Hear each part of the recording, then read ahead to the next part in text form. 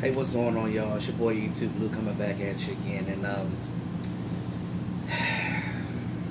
it's game week. Game week. Tomorrow there's a game. It ain't the Cowboys, but it's the birds against the birds. The dirty birds against the dirtier birds. The Philadelphia Eagles versus the Atlanta Falcons, and it's gonna be a preview of the NFC Championship game from last year. And I know everybody's going to be watching that because we're back at regular season, and we definitely want to see what our division rivals are going to do. So that's huge. We play Sunday. I can't wait. I'm looking forward to Sunday. But what we got going on right now with the Dallas Cowboys is this is a brand new season, and with a brand new season becomes brand new expectations, comes brand new motivation, brand new fights, whatever the words that you want to use. It's brand new because it's a whole new season. There's only 16 of these games. You can't get behind, as I said before. It's not like other sports where you have the opportunity to have a 4-game losing streak and be able to come back and win. It's really hard to do in a situation like this, to come back from a deficit like that. You're not going to make the playoffs with that kind of mentality, or with that type of just you're not going to win games if you don't come prepared, basically. Now, right now, Ezekiel Elliott looks like he's ready to go. He is ready to play.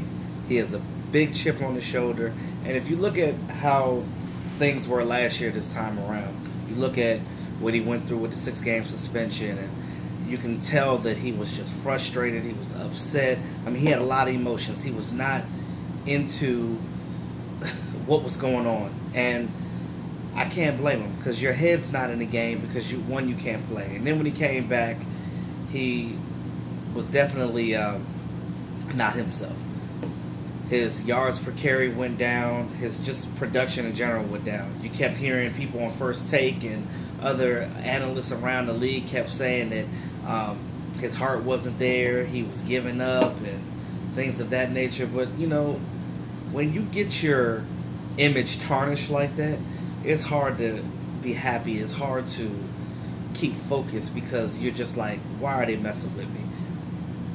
And, you know, you got to put yourself in these people's shoes when it comes to that. You know, again, these football players are human.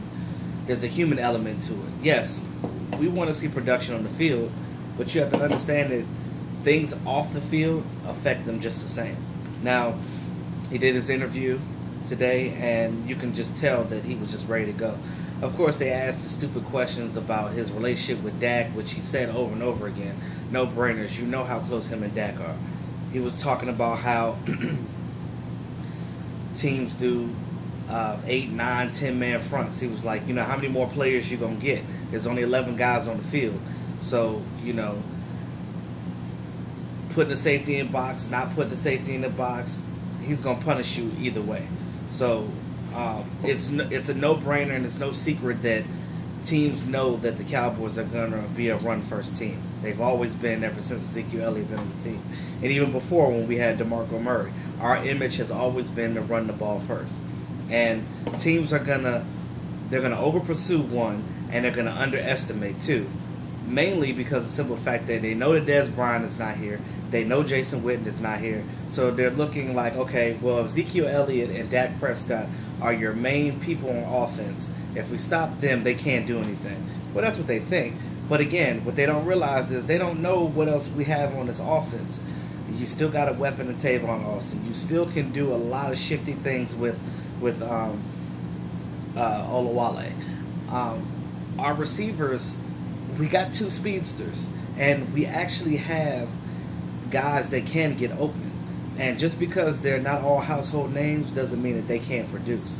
Now, again, I'm telling you, if Sanjay Lal got these guys where they need to be, as far as running their routes and having their technique down and being where Dak needs them to be, that's half the battle. The only thing that, you know, you can worry about is Joe Looney going to hold down that center? Is he going to be able to make the line calls? Is he going to be able to have that cohesiveness? Because even Zeke said that, like, you know, Travis Frederick was our guy. Travis Frederick was the line guy. He was the one that got everything together. He was making the line calls and washing clothes too, and things of that nature. So he made sure that that line was straight, and Ezekiel Elliott knows that.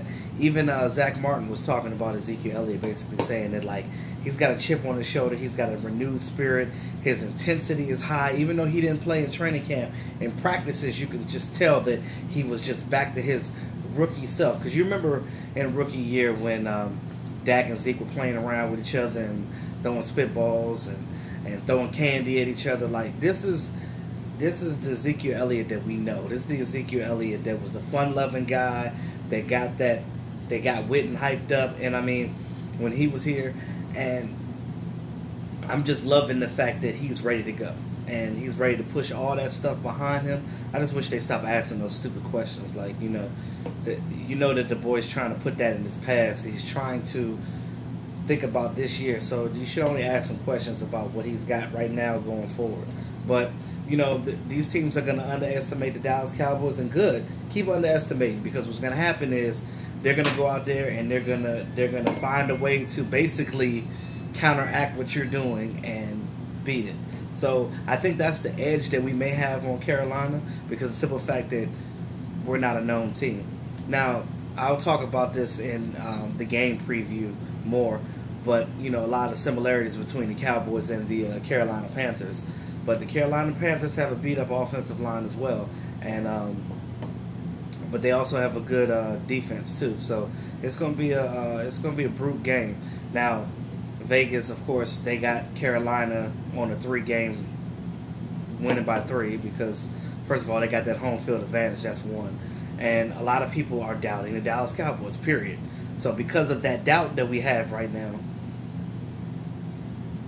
you know what happens when the Cowboys are doubted. We end up having that underdog, what they call, type of feel, and they always do better than what's expected. And I'm glad. So keep underestimating, keep hating. Cowboys are going to surprise this year, and like I said, and I understand a lot of people's worry, but I believe that the Cowboys are going to be all right, especially if we do what our job and do what we're supposed to do, and make sure that every player does their job. If you do your job, we're going to win. These backups, now, again, this whole safety thing with us not having Earl Thomas, it is what it is. Seattle don't want to give him up, and I think a lot of that has to do with us playing them week 3. They don't want to see Earl Thomas on our side beating them. So, whatever. So that we can just put that in the box and forget about it for right now. We got the safeties we got. We got our backups. We got Abraham Campbell. We got Kayvon Frazier. We got Jeff Heath. Xavier Woods is going to be out of the game. So, we'll see what Trustin DeCow can do. That is, if they, I think he's on the practice squad, so minus him. But look, we got the guys that we have. Tyree Robinson, you already got the analysts already talking crap about him, saying, oh, he's not going to stop Greg Olsen. Okay, well, since you don't know much about him, you can't say whether he can or not until it happens. So all I'm saying is keep doubting, keep hating, because at the end of the day, I believe my Cowboys are going to succeed, and they're gonna show and prove. So with Zeke having that chip on the shoulder right now, and everybody keeps saying that his career is going to be shorter. I get all that, because you're running him in the ground, you're giving him 300 or whatever odd carries a game. Look, they've always given him the ball. They gave him the ball his rookie year, and they gave him the ball when he came back from suspension. Yes, they're going to run him. And guess what Zeke said? He said, you know what? I got young, fresh legs, and I'm going to play, and that's it. And he said, basically, if they're going to give me the ball, they're going to run me, bring it. I'll do it. So if Zeke is happy about it, he's optimistic about it, there's no reason why the rest of us can't be. Now, it's definitely going to help Dak a lot. It's going to definitely... there's a couple of things that I'm just looking at right now with these guys that we have on this team. Like, you can literally put both Zeke, Tavon in there, and you can use one as a decoy. They can throw one in the flat, and they can act like one is going to run the ball, and that run pass option is big with Dak this year, and I think that he's definitely going to exploit a lot of defenses with those RPOs. So just look out for that.